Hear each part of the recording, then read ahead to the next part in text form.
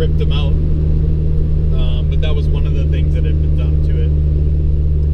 The other thing that I didn't really like either was the smoked taillights.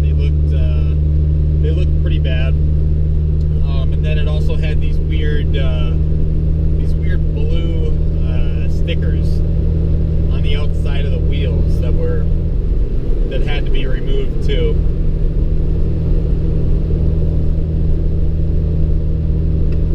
But other than that, the car was completely stock. It didn't have any sort of performance modifications whatsoever. Then I started tinkering around with the idea of adding on performance parts. I started with K&N short ram intake, and I thought that was the coolest thing I had ever bought.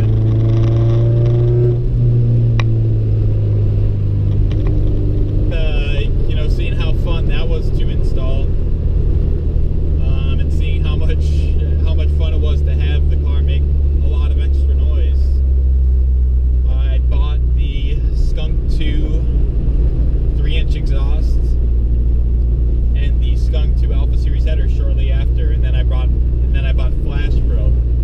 So I had the intake and the exhaust, and I thought those were pretty, decently hard, projects for somebody, new to cars to be able to successfully do. It wasn't too long after that I did my first major repair on the car. I ended up burning out the clutch, so I had to do a clutch job, and I had never done anything more than bolt on an exhaust and an intake, so this was the first big project that I did with the car. I replaced it with an XD Stage 1 and the HF02 flywheel, and it took me about 4 or 5 days with help from my brother, and I thought that was a pretty big accomplishment to be able to do that, and kind of started to think about doing bigger things with the car. So after I repaired that, I ended up replacing the intake with a better one. I got the Hybrid Racing cold air intake, and then I went to VIT to get the car professionally tuned. So after I had everything professionally tuned, I had a good bolt-on setup. I was driving in the rain without a fender liner in, sucked up a bunch of water, and ultimately ended up bending a rod and blowing up the K20.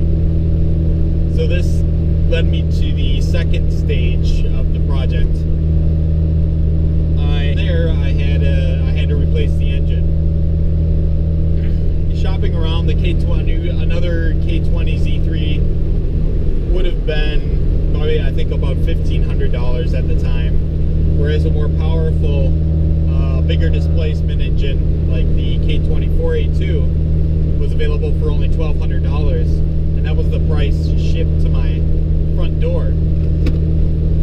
So I looked it up, and it seemed like it wasn't a very hard project to do, and I had replaced the clutch. I had already gone that far before. So, why not give it a shot? And I ended up being pretty successful with that. Ended up swapping it in. Plenty of videos on it. I'm not going to say I didn't have issues getting that in, but it was a successful swap, and I was pretty happy with it. Made some really good torque, but even the K20 4A2 swap, not quite enough. You get used to it after a couple of weeks of driving it, and it's not quite enough. And I realized I still have the K20 Z3 head, so obviously I should do a head swap. Well, if I'm doing a head swap, I thought to myself, if I'm going through the trouble of doing a head swap, I might as well build the head. So I bought the Drag Cartel 3.2s, SuperTech valve train, Skunk 2 stock spec valves. My original valves have been damaged, and ultimately I ended up with a fully built head.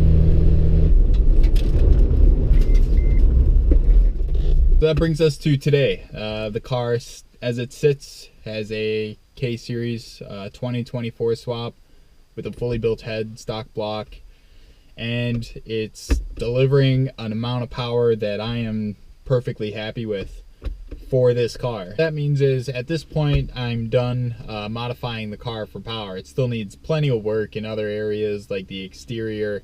Could definitely use a new paint job, but it's definitely been a fun and rewarding project, and really happy with where the car is at. So I no longer feel a need to add more power. I encourage anyone out there thinking about doing one of these swaps, definitely go for it. Do your research, and you can be successful at this too. So that's really all I have left for you guys. Take care and happy building. Thanks for watching.